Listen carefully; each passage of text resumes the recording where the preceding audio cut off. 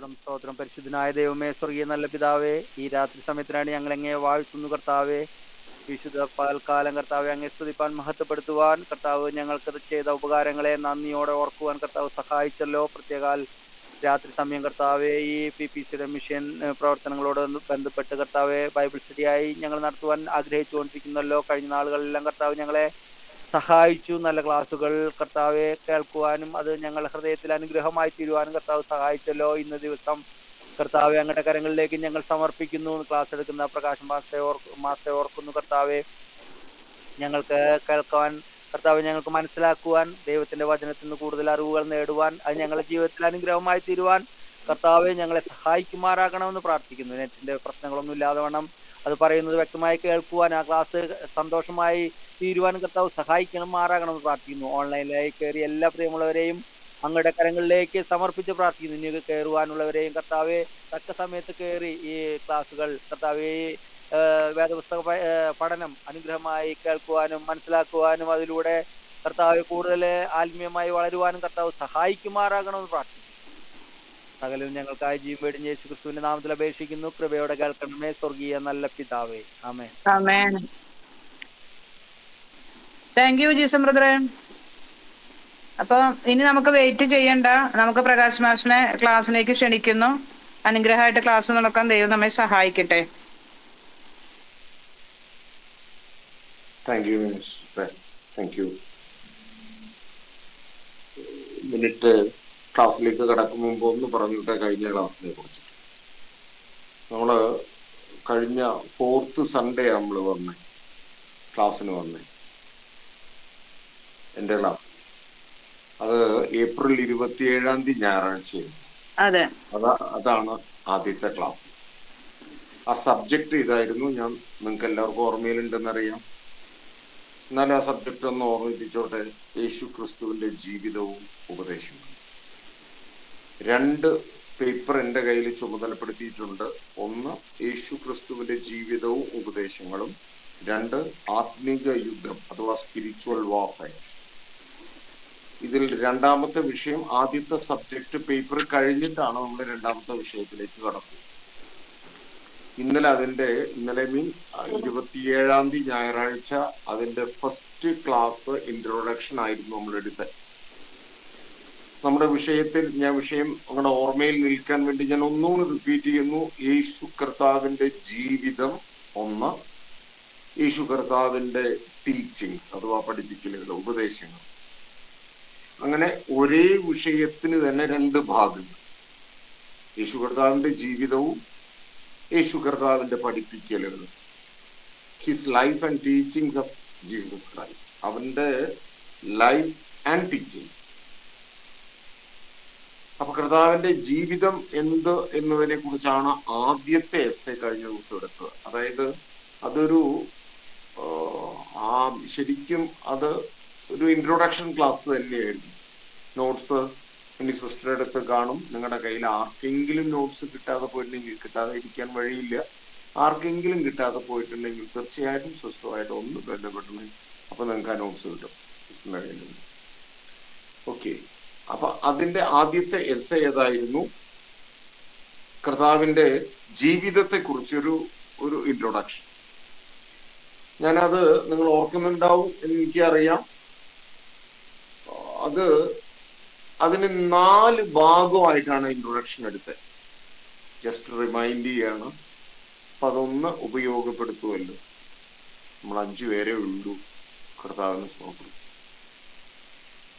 ആമുഖ ക്ലാസ്സിൽ നമ്മൾ എടുത്തത് കർത്താവിന്റെ ജീവിതത്തെ കുറിച്ച് 4 ഭാഗമാക്കിയിട്ട് ഓരോ ഭാഗത്തിലും 3 ചിന്തകൾ വീതം, അങ്ങനെ ഒരു സെറ്റായിട്ടാണ് ആദ്യത്തെ എസ്സേ അവതരിപ്പിച്ചത്. കർത്താവിന്റെ ആദ്യകാല ജീവിതം അഥവാ ശൈശവകാലം, കർത്താവിന്റെ യൗവനകാലം അഥവാ ശുശ്രൂഷയുടെ ഒരു കാലം, കർത്താവിന്റെ പീഡാസഹനകാലം, ദെൻ മറ്റു സംഭവങ്ങളെല്ലാം ചേർത്തിട്ട് 4ാമത്തെ ഭാഗം. അങ്ങനെ 4 ഭാഗമാക്കിയിട്ടാണ് ആദ്യത്തെ ക്ലാസ് എടുത്തത്. ഇൻട്രൊഡക്ഷൻ തീർത്തും എല്ലാ ഭാഗത്തെയും ടച്ച് ചെയ്യാൻ വേണ്ടിയിട്ടാണ് ആ ഇൻട്രൊഡക്ഷൻ നമ്മൾ ഉപയോഗിച്ചത്. പിന്നീട് ഡീറ്റെയിൽഡ് ആയിട്ടുള്ള ക്ലാസ് വരും എന്ന് അന്ന് പറഞ്ഞിരുന്നു. പിന്നെ നമ്മൾ രണ്ടാമത് എടുത്തത് കർത്താവിന്റെ ഉപദേശങ്ങളാണ്. രണ്ട് ഭാഗമാണ് ഉള്ളത്. നമ്മൾ പറഞ്ഞല്ലോ, ഒന്ന് കർത്താവിന്റെ ജീവിതവും, രണ്ട് കർത്താവിന്റെ ഉപദേശങ്ങളും, അഥവാ കർത്താവിന്റെ പഠിപ്പിക്കലുകൾ. നോട്ട്സിൽ എഴുതിയ വാക്ക് പഠിപ്പിക്കലുകൾ എന്നാണ്. 9 ചിന്തകളാക്കിയിട്ടാണ് കർത്താവിന്റെ പഠിപ്പിക്കലുകളെ കുറിച്ച് നമ്മൾ എക്സ്പ്ലെയിൻ ചെയ്തത്. 9 ചിന്തകൾ, 9 വീണ്ടും ആവർത്തിക്കുന്നില്ല. കർത്താവിന്റെ സ്തോത്രം. 9 ചിന്തകൾ. ആ 9 ചിന്തകളില് കർത്താവിന്റെ ഒരുമാതിരി എല്ലാം നമ്മൾ ടച്ച് ചെയ്ത് പോകുന്നുണ്ട്. കർത്താവിന്റെ സ്നേഹം, അനുകമ്പ, കർത്താവ് കൊടുത്ത നിയമങ്ങള്, കർത്താവ് കാണിച്ച ക്ഷമ, ഇതൊക്കെ കർത്താവ് തന്റെ ജീവിതം കൊണ്ട് പഠിപ്പിച്ചു കൊടുക്കുകയാണ്. ക്ഷമയെ കുറിച്ചൊക്കെ നമുക്ക് ഒത്തിരി പറയാനുണ്ട്. കർത്താവിന്റെ ക്ഷമ, അതുപോലെ കർത്താവിന്റെ വിനയം, കർത്താവിന്റെ സേവനം. നമുക്ക് അതുപോലെയുള്ള സബ്ജക്റ്റ് ലോകമനുഷ്യന് പറയാനാവില്ല. അടുത്ത വിശ്വാസത്തിന്റെ പ്രാധാന്യം. ദെൻ 6 ദൈവരാജ്യം. ഇങ്ങനെ ഒരുപാട് വിഷയങ്ങളുണ്ട്. കർത്താവിന് പഠിപ്പിക്കാനുണ്ടായിരുന്ന പ്രധാന പഠിപ്പിക്കൽ ദൈവരാജ്യത്തെ കുറിച്ചായിരുന്നു. ദെൻ കർത്താവിന്റെ ഉപമകള്, കഥകൾ, അതാണ് കർത്താവ് ഉപയോഗിച്ച മീഡിയ. ദൈവമക്കളെ, ഇങ്ങനെ വിവിധങ്ങളായ കർത്താവിന്റെ പഠിപ്പിക്കലുകൾ 9 ഭാഗങ്ങളാക്കി കുഞ്ഞു പാരഗ്രാഫുകളാക്കി നമ്മൾ നോട്ട്സിൽ കൊടുത്തിട്ടുണ്ട്. അത് അറ്റൻഡ് ചെയ്യാൻ ആകാതെ പോയ ആരെങ്കിലും ഉണ്ടെങ്കിൽ, ആ നോട്ട്സ് വായിക്കാനാകാതെ പോയ ആരെങ്കിലും ഉണ്ടെങ്കിൽ അതിനെ സില്ലിയാക്കി വിടല്ലേ എന്ന് പറയാൻ ഒരു വാക്കിൽ അങ്ങനെ ഓർമ്മിപ്പിച്ചതാണ്. ഇനി നമ്മൾ ഇന്ന് കടക്കാൻ പോകുന്നത്, ഇനി പഴയതിലേക്ക് നമ്മൾ ഓർമ്മിപ്പിച്ചു എന്ന് മാത്രം. ഇന്ന് നമ്മൾ കടക്കാൻ പോകുന്നത് കർത്താവിന്റെ ഗിരിപ്രഭാഷണമാണ്. കർത്താവിന് സ്തോത്രം. കർത്താവിന്റെ പഠിപ്പിക്കലുകളിൽ ഏറ്റവും പ്രധാനം ഗിരിപ്രഭാഷണമാണ് എന്ന് പറയുന്നവരും. നമ്മുടെ നോട്ട്സിൽ ഗിരിപ്രഭാഷണത്തെ കുറിച്ച് വരും. പക്ഷെ ഗിരിപ്രഭാഷണത്തെ കുറിച്ചിട്ട് ഒരു ജനറൽ സ്റ്റഡി ആദ്യം തന്നെ നടത്തുക. അതായത് ഗിരിപ്രഭാഷണം ഇല്ലാതെ കർത്താവിന്റെ പഠിപ്പിക്കലുകളെ കാണാൻ ലോകത്തിന് കഴിയില്ല. ലോകത്തിന് കഴിയില്ല എന്ന് പറഞ്ഞാൽ, ടോൾസ്റ്റോയെ പോലുള്ളവര് ജീവിതമാർഗമാക്കിയിട്ട് അവരുടെ ചിന്തകളെ രൂപപ്പെടുത്തിയത് ഈ മലയിലെ പ്രസംഗത്തിൽ നിന്നാണെന്ന് ചിന്തയുണ്ട്. നമ്മുടെ രാഷ്ട്രപിതാവ് ഗാന്ധിജിയുടെ ജീവിതത്തെ ചിട്ടപ്പെടുത്തിയത്, കേട്ടോളൂ, ചിട്ടപ്പെടുത്തിയത് എന്റെ യേശു കർത്താവ് പഠിപ്പിച്ച ഗിരിപ്രഭാഷണത്തിലൂടെ. ആലങ്കാരികമായിട്ട് ഇതിങ്ങനെ പറഞ്ഞു എന്നല്ല എനിക്ക് തോന്നണേ. അങ്ങനെ ഒരു പുസ്തകം തന്നെ വായിച്ചത് എന്റെ ഓർമ്മയിലുണ്ട്. ലോകത്തിലെ എത്ര മഹാരഥന്മാര് എന്റെ കർത്താവിന്റെ ഗിരിപ്രഭാഷണത്തെ ഫോളോ ചെയ്തു. എത്രയോ ആളുകൾ എന്ന് പറഞ്ഞ ലോകത്തിലെ എണ്ണം പറഞ്ഞ എത്രയോ വലിയവര് ഈ ഗിരിപ്രഭാഷണത്തെ മാതൃകയിലാക്കി. അപ്പൊ ആ ഗിരിപ്രഭാഷണത്തെ കുറിച്ചാണ് ഇന്ന് നമ്മൾ ധ്യാനിക്കാൻ പോകുന്നത്, ഇന്ന് നമ്മൾ പഠിക്കാൻ പോകുന്നത്. ഒന്ന് പറഞ്ഞോട്ടെ, കർത്താവിന് സ്തോത്രം. അതാണ് നമ്മൾ ഇന്ന് എടുക്കാൻ പോകുന്നത്. ഒപ്പം തന്നെ ഒരു എസ്സേ കൂടെ സിസ്റ്റർ ഏൽപ്പിച്ചിട്ടുണ്ട്. അത് കുരിശിലെ മൊഴികളാണ്. എന്റെ കർത്താവിന്റെ കുരിശിലെ 7 വാക്കുകൾ, 7 മൊഴികൾ. 7 വേർഡ്സ് ഫ്രം ക്രോസ് എന്ന് പറഞ്ഞിട്ട് നിങ്ങൾ വായിക്കുന്നുണ്ടാവും. അങ്ങനെ ഒരു പുസ്തകവും കർത്താവിന് സ്തോത്രം. കർത്താവിന്റെ ക്രൂശിലെ 7 മൊഴികൾ. അങ്ങനെ 2 എസ്സേ ഇന്ന് സിസ്റ്റർ ഏൽപ്പിച്ചിട്ടുണ്ട്. നമുക്ക് കർത്താവ് അനുവദിച്ചാൽ ഈ 2 എസ്സേയും തീരും. കാരണം ഇതിൽ പുതിയതായി ഒന്നുമില്ല, ഒന്നുപോലും പുതിയതല്ല. നമുക്ക് ധ്യാനിക്കുമ്പോൾ അതിന്റെ ആ വലിപ്പം എത്രയുണ്ട് എന്നൊന്ന് ഉൾക്കൊള്ളുക മാത്രമേ വരൂ. യെസ്. അപ്പോ മൂന്നാമത്തെ 2 എസ്സേ നമ്മൾ നേരത്തെ കൊടുത്തത്, ഒന്ന് ഇൻട്രൊഡക്ഷൻ ക്ലാസിന്റെ 1ാമത്തെ എസ്സേ യേശു കർത്താവിന്റെ ജീവിതം. ഇൻട്രൊഡക്ഷൻ ക്ലാസ്സിലെ 2ാമത്തെ എസ്സേ യേശു കർത്താവിന്റെ പഠിപ്പിക്കലുകള്. ഇപ്പൊ നമ്മൾ 3ാമത്തെ എസ്സേയിലേക്ക് കിടക്കുന്നു. എസ്സേ ഷീറ്റിന്റെ മുകളിൽ നമ്പർ ഉണ്ടാകും. നമ്പർ ഇല്ലെങ്കിൽ നമുക്ക് തെറ്റിപ്പോകും. കാരണം ഇത്രയും അധ്യാപകർ പഠിപ്പിക്കുന്നു, ഓരോരുത്തരുടെയും നോട്ട്സ് വരുന്നു. സാമാന്യ ഒരു ബുദ്ധിശക്തിയുള്ള ഒരു മനുഷ്യന് മിസ്റ്റേക്സ് ഉണ്ടാവും. ഇതെല്ലാം കൂടെ കുറച്ചുകൂടി മുന്നോട്ട് പോയാൽ ആകമാനം ഒരു പ്രതിസന്ധി ഉണ്ടാവും. അപ്പൊ അതുകൊണ്ട് തുടക്കം മുതലേ, ഞാൻ പറയുന്നത് എന്റെ അനുഭവത്തിൽ നിന്നാണ്, തുടക്കം മുതലേ നമ്മൾ ഫയൽ ചെയ്ത് പോകണം നോട്ട്സ്. അതല്ലാന്നുണ്ടെങ്കിൽ അതിന് അത്രയും സീരിയസ്നെസ് നമ്മുടെ ജീവിതത്തിൽ വരും. ഏത് ബൈബിൾ കോളേജിൽ നമ്മൾ ചേരുമ്പോഴും, ഏത് ബൈബിൾ ക്ലാസ്സുകളിൽ നമ്മൾ ചേരുമ്പോഴും, ക്ലാസ്സുകൾ കൃത്യമായിട്ട് ഫയൽ ചെയ്യാൻ അതിനുള്ളൊരു സംവിധാനം ഉണ്ടാകുന്നു. അങ്ങനെ കൃത്യമായിട്ട് ഫയൽ ചെയ്യാതെ വന്നാൽ നമുക്കെല്ലാം കൂടെ, നമ്മുടെ കുന്നോളം ഭാഷയിൽ പറയില്ല, എല്ലാം കൂടെ ഒരു ഉണ്ടയാവുന്നു, എല്ലാം കൂടെ ഒരു ഉണ്ടയാവും. അതിന് വളരെയധികം ശ്രദ്ധിക്കണമേ എന്ന് ആദ്യമേ ഓർമ്മിപ്പിക്കുക. ക്ലാസ്സിലേക്ക് കിടക്കും മുമ്പ് ഞാൻ പറഞ്ഞു, 3ാമത്തെ എസ്സേ ആയിട്ട് നമ്മൾ പഠിക്കാൻ പോകുന്ന ഗിരിപ്രഭാഷണം, 4ാമത്തെ എസ്സേ ആയിട്ട് നമ്മൾ പഠിക്കാൻ പോകുന്ന ക്രൂശിലെ മൊഴികൾ. ആ ക്രൂശിലെ മൊഴികൾക്ക് തന്നെ 5ാമത്തെ എസ്സേയില് ഒരു സ്വല്പം കൂടി അതിന് ഒരു വിശദീകരണം കൊടുക്കുന്നുണ്ട്. എന്നിട്ട് 5ാമത്തെ എസ്സേക്ക് ഒരു പ്രത്യേക വിഷയത്തെ കുറിച്ച് കൂടി ഇനി പഠിക്കും. അത് നോട്ട്സ് കൊടുത്തിട്ടില്ല, നെക്സ്റ്റ് ക്ലാസ്സിൽ നമ്മളത് അതിന് നോട്ട്സ് കൊടുക്കും, ദെൻ ക്ലാസ് എടുക്കും. 5ാമത്തെ എസ്സേയിൽ നമുക്ക് വരിക കർത്താവിന്റെ മരണം, കർത്താവിന്റെ പുനരുദ്ധാനം, കർത്താവിന്റെ 2ാമത്തെ വരവ്. കർത്താവിന്റെ മരണം പോലെ മറ്റൊരു മരണം ലോകത്തുണ്ടായിട്ടില്ല. കർത്താവിന്റെ പുനരുദ്ധാനത്തിന് പകരം വയ്ക്കാൻ ഈ ലോകത്ത് മറ്റൊരു പുനരുദ്ധാനം ഇല്ല. കർത്താവിന്റെ 2ാം വരവിന് പകരം വയ്ക്കാൻ, സബ്സ്റ്റിറ്റ്യൂട്ട് ആക്കി വെക്കാൻ ലോകത്ത് ഒരു 2ാം വരവും ഇല്ല. അങ്ങനെയെങ്കിൽ എൻ്റെ കർത്താവിന് തൻ്റെ ജീവിതം കൊണ്ട്, തൻ്റെ മരണം കൊണ്ട്, തൻ്റെ പുനരുദ്ധാനം കൊണ്ട്, തൻ്റെ വരവ്, വീണ്ടുമുള്ള വരവ് കൊണ്ട് ഈ ലോകത്തോട് ചിലത് പഠിപ്പിക്കാനുണ്ട്, ഈ ലോകത്തെ ചിലത് ഉപദേശിക്കാനുണ്ട്. ഇതാണ് നമ്മൾ 5ാമത്തെ എസ്സേയിൽ എടുക്കുക. 6ാമത്തെ എസ്സേയിൽ എടുക്കുന്നത് ദൈവരാജ്യത്തെ കുറിച്ചാണ്. കർത്താവ് പഠിപ്പിച്ചത് മുഴുവൻ ദൈവരാജ്യം എന്ന് പറയുന്ന ഒരു വിഷയത്തെ കുറിച്ചാണ്. അങ്ങനെയെങ്കിൽ 6ാമത്തെ എസ്സേ ആയിട്ട് ദൈവരാജ്യം നമ്മൾ പഠിക്കും. എല്ലാം കൂടെ കേട്ടപ്പോൾ കൺഫ്യൂഷൻ ആവില്ലേ? 1ാമത്തെ എസ്സേ കർത്താവിന്റെ ജീവിതം.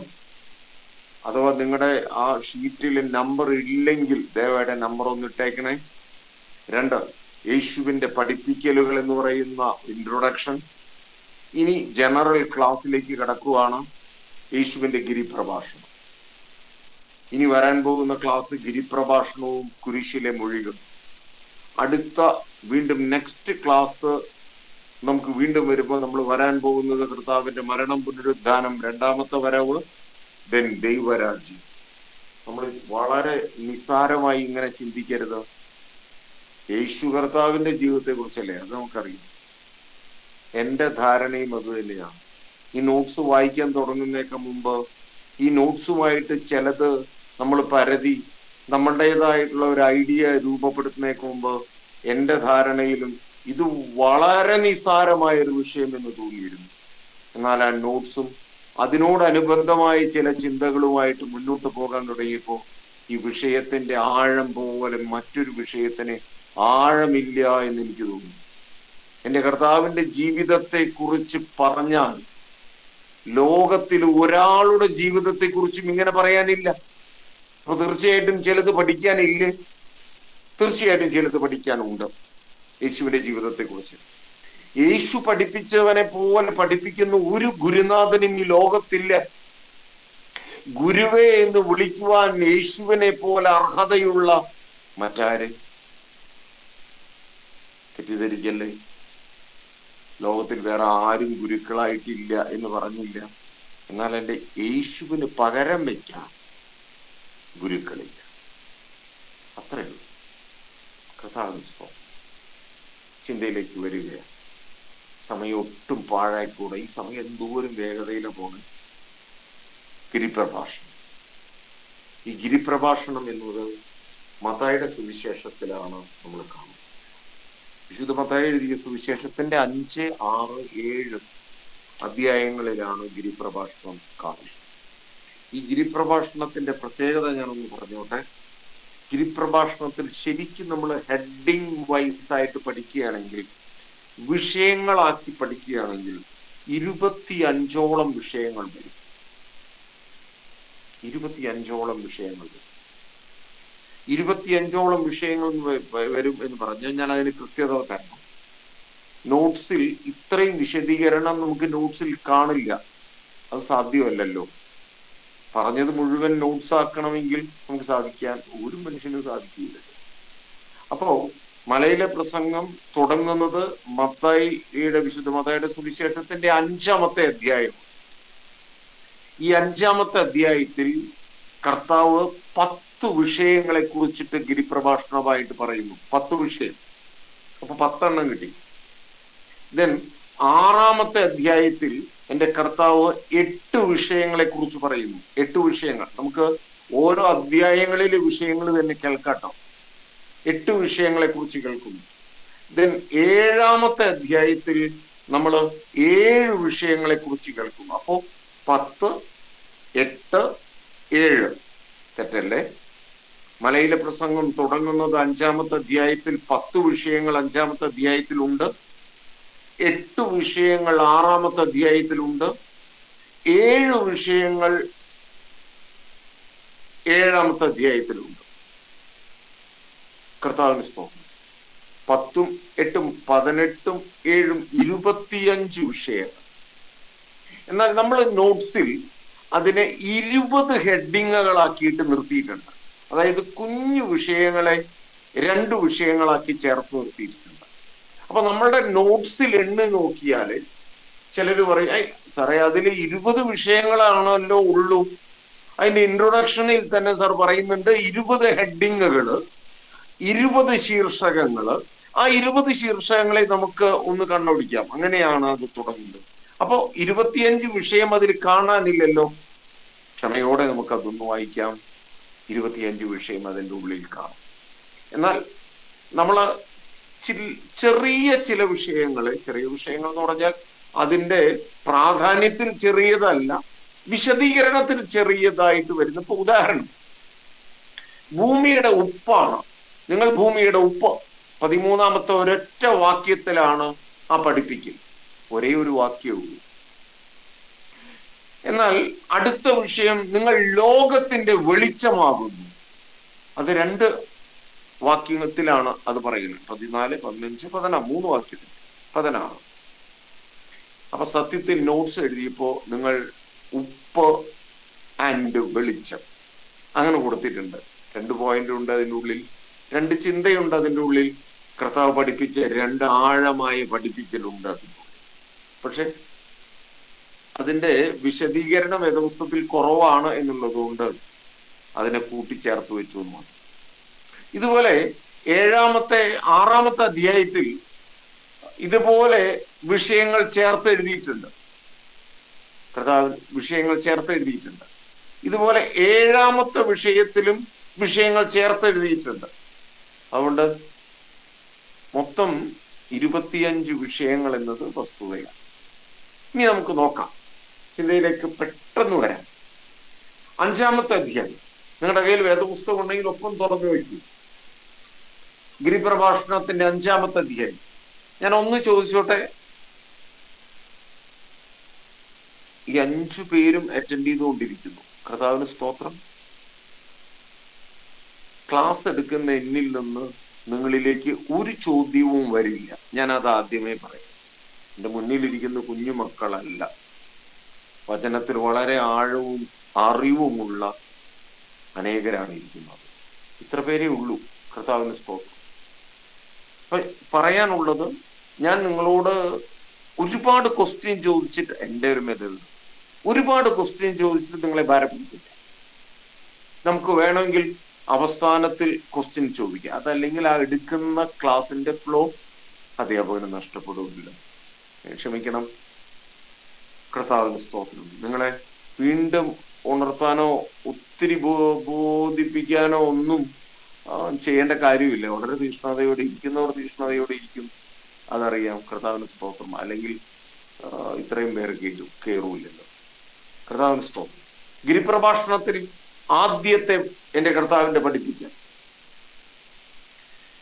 ആ ചാപ്റ്റർ ഇങ്ങനെയാണ്. 5-ാമത്തെ മത്തായിയുടെ സുവിശേഷത്തിന്റെ 5-ാമത്തെ അധ്യായം ഒന്ന് തുറന്നു വെക്കണം. 5, 6, 7, 3 അധ്യായങ്ങളിൽ ഗിരിപ്രഭാഷണം തീരും, അഥവാ മലയിലെ പ്രസംഗം എന്ന് പറയുന്ന പ്രസംഗം തീരും. കർത്താവിന്റെ മലയിലെ പ്രസംഗം അത് തീരും. ഇങ്ങനെയാണ് ആ അധ്യായം തുടങ്ങുന്നത്. ഞാൻ അതൊന്ന് പുസ്തകത്തിന് വായിച്ചോട്ടെ. അവൻ ജനത്തെ കണ്ടപ്പോൾ മലമേൽ കയറി. ഈ വിഷയത്തെ കുറിച്ചിട്ട് ആധികാരികമായി ഒരു പ്രസംഗം തന്നെ ഞാൻ കേട്ടിട്ടുണ്ട്. അവൻ ജനത്തെ കണ്ടപ്പോൾ മലമേൽ കയറി. അങ്ങനെയാണ് അത് തുടങ്ങുന്നത്. ദൈവമക്കളെ, എൻ്റെ കർത്താവ് പഠിപ്പിക്കാൻ തുടങ്ങുവാണ്. എൻ്റെ കർത്താവിന്റെ പഠിപ്പിക്കലുകളുടെ ഒരു രീതി ആ വാക്യത്തിൽ കിടപ്പുണ്ട്. ഇനി അടുത്ത വരി നിങ്ങൾ നോക്കണേ. അത് വിശദീകരിച്ച് പോകുമ്പോൾ അതൊരു പ്രസംഗത്തോളം വലുതാകും. അവൻ ഇരുന്ന ശേഷം, യേശു കർത്താവ് ഇരുന്ന ശേഷം ശിഷ്യന്മാർ അടുക്കൽ വന്നു. എന്നിട്ടോ അവൻ തിരുവായി മൊഴിഞ്ഞ് അവരോട് ഉപദേശിച്ചത് എന്നതാണ്. എൻ്റെ കർത്താവിന്റെ പഠിപ്പിക്കലുകൾ ആരോട്, എവിടെ വെച്ച്, എന്താണ് അതിൻ്റെ പശ്ചാത്തലം? ഇതാണ് ആദ്യത്തെ 2 വാക്കുകളിൽ. കർത്താവ് പഠിപ്പിക്കാൻ തുടങ്ങിയിട്ടില്ല. ശ്രദ്ധ വെച്ച് കേൾക്കുന്നുണ്ടെന്ന് വിചാരിക്കുന്നു. അവൻ പുസ്തകം ഒന്ന് തുറക്കണേ. അവൻ ജനത്തെ കണ്ടപ്പോൾ, യേശു കർത്താവ് ജനത്തെ കണ്ടപ്പോൾ മലമേൽ കയറി എന്ന് പറയുമ്പോൾ ഇനി ഒരു പഠിപ്പിക്കൽ നടക്കുകയാണ്. ആരാണ് ഈ പഠിപ്പിക്കുന്നത്? സ്വർഗ്ഗത്തിലെ വലിയ കർത്താവ്. ഇനി ആരെയാണ് പഠിപ്പിക്കുന്നത്?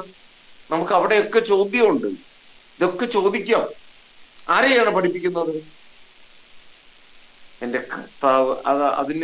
അതിന്റെ ഒരു ഭംഗി നോക്കൂ. നിങ്ങൾ ആ വാക്യത്തിലേക്ക് ഒന്ന് നോക്കൂ. അവൻ ഇരുന്ന ശേഷം ശിഷ്യന്മാർ അവന്റെ അടുക്കൽ നിന്നു. ആ വാചകത്തിന്റെ ഇപ്പൊ സ്ട്രക്ചറിൽ ഒരുപാട് കാര്യങ്ങൾ നമുക്ക് ധ്യാനിച്ചു പോകാൻ.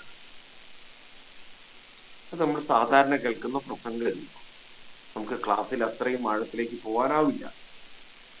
അവൻ ഇരുന്ന ശേഷം ശിഷ്യന്മാർ അവന്റെ അടുക്കൽ വന്നു. അപ്പൊ അവനായിരിക്കുന്ന സ്ഥലം മനസ്സിലായല്ലോ, അവനായിരിക്കുന്ന ഒരു പശ്ചാത്തലം മനസ്സിലായല്ലോ, അവന്റെ അടുത്ത് വന്നവരാരെന്ന് മനസ്സിലായല്ലോ.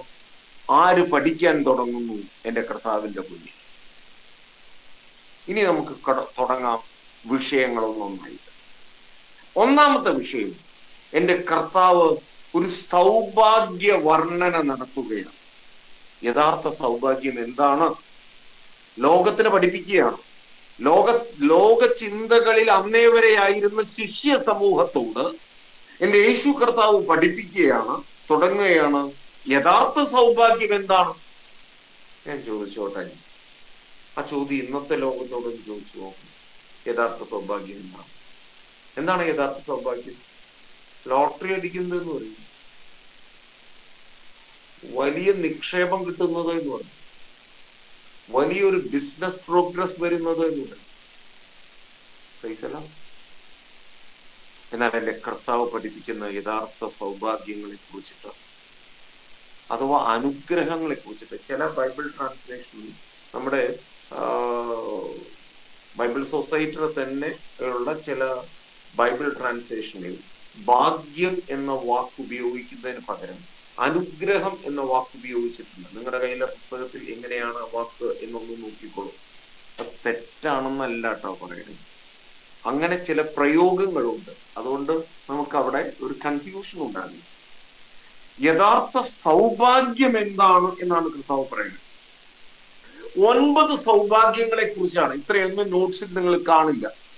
9 സൗഭാഗ്യങ്ങളെ കുറിച്ചാണ് എൻ്റെ കർത്താവ് പറയുന്നത്. എന്തൊക്കെയാണ് ഭാഗ്യം?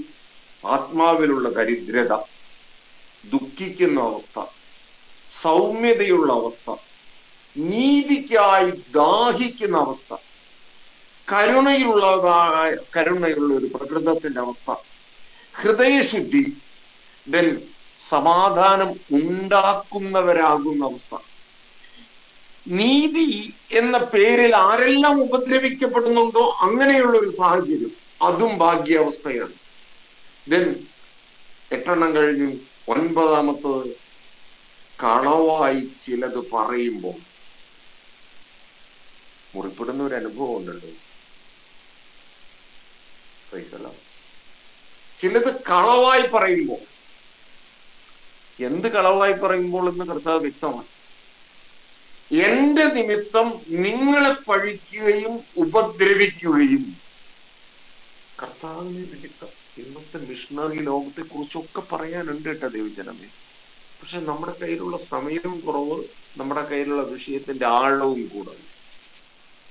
എത്ര വലിയ ഒരു ചിന്തയാണ് നോക്കൂ. കർത്താവ് പറയുക, അത് ഇന്നത്തെ ലോകത്തോട് ഈ പറയുന്നതെല്ലാം ഈ ലോകത്തോട് വിളിച്ചു പറയാനുള്ളതാണ്. കർത്താവിന് സ്തോത്രം. വെറുതെ ഗാന്ധിജി ഒരുപാട് കളക്ട് ചെയ്തു ഈ മലയിലെ പ്രസംഗത്തിൽ നിന്ന് എന്ന് പറയുന്നത് അബദ്ധമല്ല. അല്ലെങ്കിൽ ടോൾസ്റ്റോയെ പോലുള്ള ആളുകൾ കുറെ കളക്ട് ചെയ്തു from the words of Jesus എന്ന് പറയുന്നത് അബദ്ധമല്ല. കർത്താവിന് സ്തോത്രം. എന്റെ നിമിത്തം, യേശു കർത്താവിന്റെ നിമിത്തം ലോകം ആരെയെങ്കിലും പഴിക്കുകയോ ഉപദ്രവിക്കുകയോ ഏതെങ്കിലും തിന്മ കളവായി പറയുകയോ ചെയ്താൽ അപ്പോഴും നിങ്ങൾ ഭാഗ്യവാൻ. അപ്പോ ആത്മാവിലെ ദരിദ്രത ഒരു ഭാഗ്യാവസ്ഥ, ദുഃഖിക്കുന്ന അവസ്ഥ അതൊരു ഭാഗ്യാവസ്ഥ, സൗമ്യതയുള്ള അവസ്ഥ ഭാഗ്യാവസ്ഥ. ഇങ്ങനെ പറഞ്ഞ് 9 കൂട്ടം ഭാഗ്യം, അഥവാ മറ്റൊരു ട്രാൻസ്ലേഷന്റെ വരികൾ വെച്ച് പറയുവാണെങ്കിൽ അനുഗ്രഹം. ഞാൻ ഈ അനുഗ്രഹം എന്ന് പറയുന്നത് നിങ്ങൾക്ക് വായിച്ച് കേൾപ്പിച്ചു തരാം കേട്ടോ. അങ്ങനെ പറയുന്ന ഒരു ട്രാൻസ്ലേഷൻ നമ്മുടെ ബൈബിൾ സൊസൈറ്റിയുടെ തന്നെ പുസ്തകം. ആത്മാവിൽ ദരിദ്രരായവർ അനുഗ്രഹീത, സ്വർഗരാജ്യം അവർക്കുള്ളത്. ദുഃഖിക്കുന്നവർ അനുഗ്രഹീത, അവർക്ക് ആശ്വാസം ലഭിക്കും.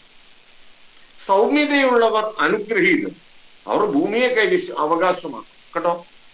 ഭാഗ്യം എന്നുള്ളിടത്തൊക്കെ അനുഗ്രഹം എന്നുള്ള ഒരു ട്രാൻസ്ലേഷനുണ്ട്, മിസ്റ്റേക്ക് അല്ല. കർത്താവിന് സ്തോത്രം. ഇതാണ് എന്റെ കർത്താവ് 5-ാമത്തെ അധ്യായത്തിലെ ആദ്യത്തെ പഠിപ്പിക്കുക. മൊത്തം 10 ഉണ്ട്. 2, നിങ്ങൾ ഭൂമിയുടെ ഉപ്പാണ്. ആ വിഷയം 2 വിഷയം ചേർത്തിട്ടാണ് നമ്മുടെ നോട്ട്സിൽ കൊടുത്തിട്ടുണ്ടാവുക. അതുകൊണ്ട് കൺഫ്യൂഷൻ ഉണ്ടാകാതിരിക്കാൻ പ്രത്യേകം ശ്രദ്ധിക്കും. നിങ്ങൾ ഭൂമിയുടെ ഉപ്പാണ്. എന്താണ് ഉപ്പ്? എന്തിനാണ് ഉപ്പ്? ഉപ്പ് എന്തെല്ലാം ചെയ്യുന്നു? ഒന്ന് ആലോചിച്ചാൽ കൊള്ളാം. ഉപ്പ് എന്താണ്? ഉപ്പില്ലാതെ എന്തിനെങ്കിലും രുചിയുണ്ടോ? ഉപ്പ് എന്തൊക്കെ കർത്താവ് വിശദീകരിക്കുന്നുണ്ട്. കർത്താവിന് സ്തോത്രം. അവിടെയാണ് പറയണേ, ഉപ്പിന്റെ വാല്യൂ അറിയുന്ന ജനതയോട് പറയുകയാണ്, നിങ്ങൾ ഈ ഭൂമിയുടെ ഉപ്പാണ്.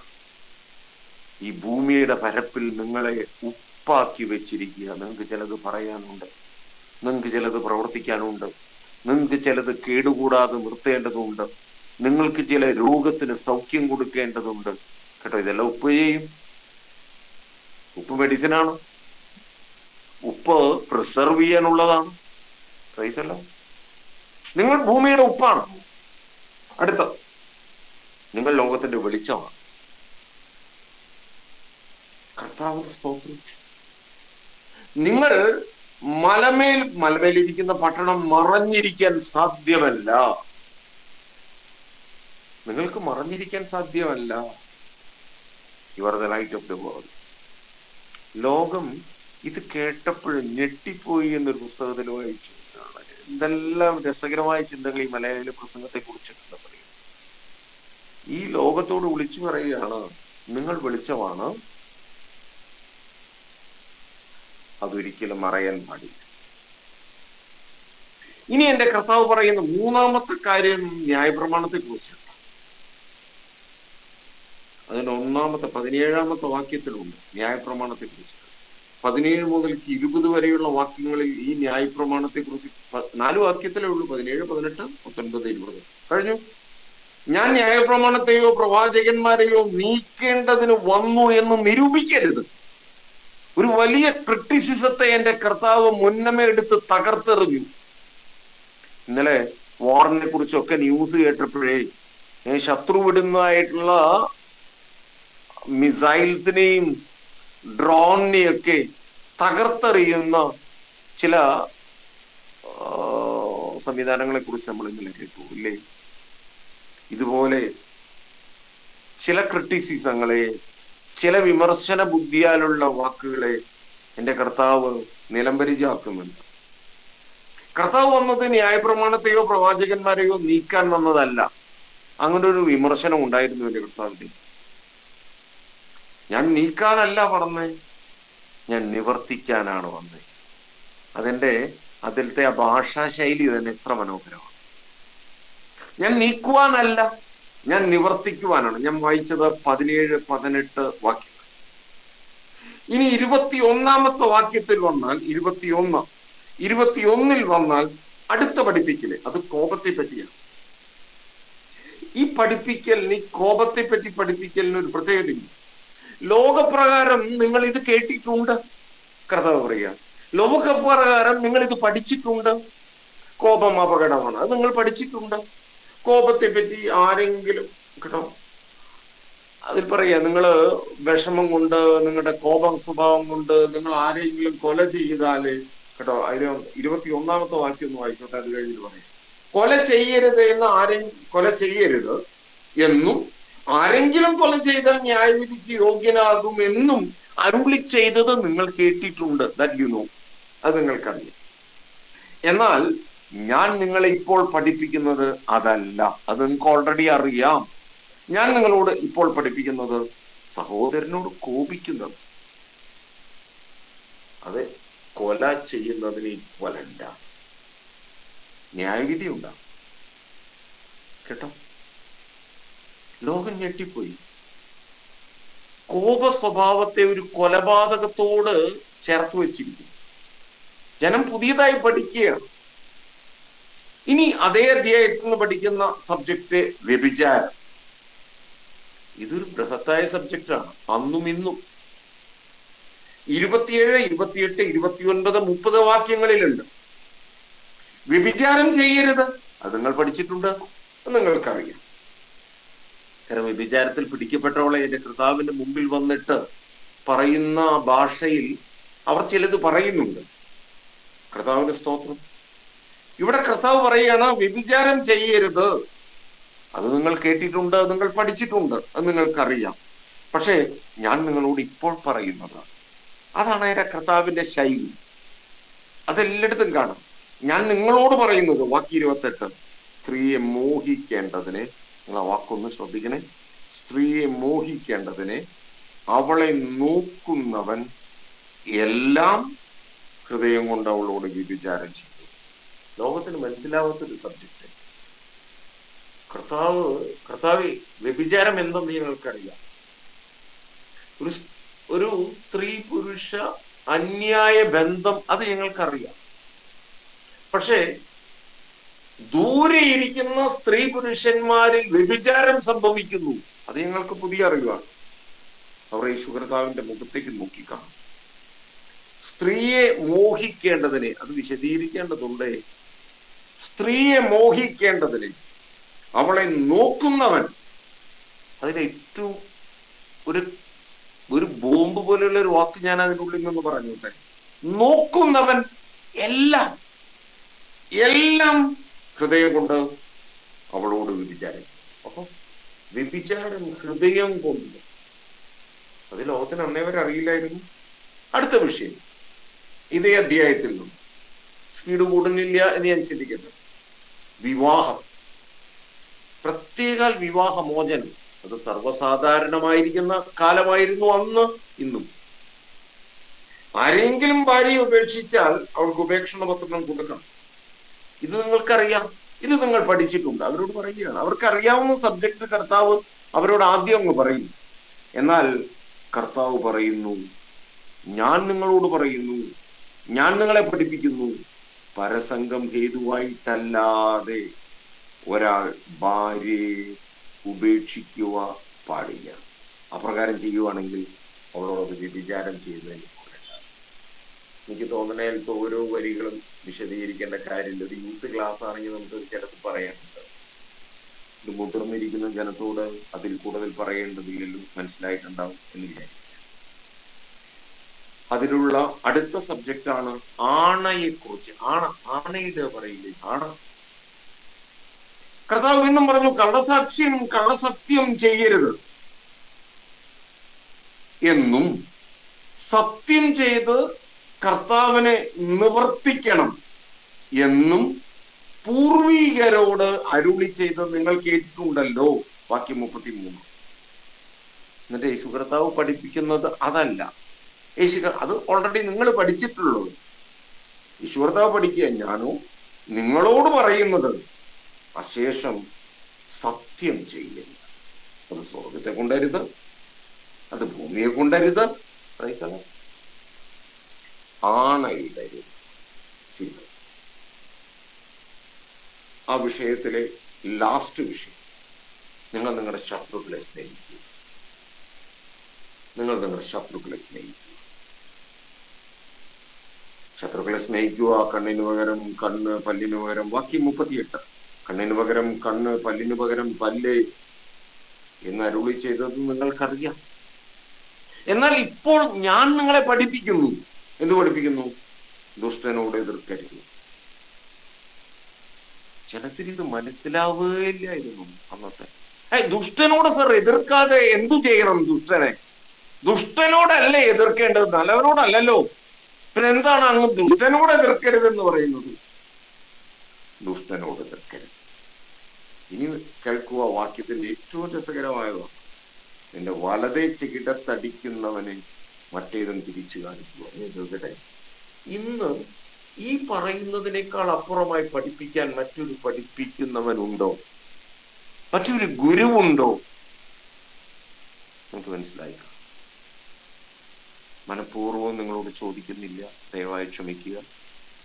ശ്രദ്ധിച്ചു തന്നെ ഇരിക്കുക.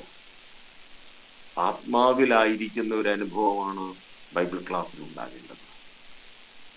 എടുക്കുന്ന സബ്ജക്റ്റ് എക്കണോമിക്സ് ആണോ ഇംഗ്ലീഷ് ആണെങ്കിൽ നമുക്ക് ആ വിഷയത്തിന് ഇത്രമാത്രം ഒരു ഇൻവോൾവ്മെന്റിന്റെ ആവശ്യമില്ല. എന്നാൽ ആത്മാവിലെ ശക്തിയാലാണ് കർത്താവിന്റെ വചനത്തെ നമുക്ക് പഠിക്കാനാകൂ, പഠിപ്പിക്കാനാകൂ.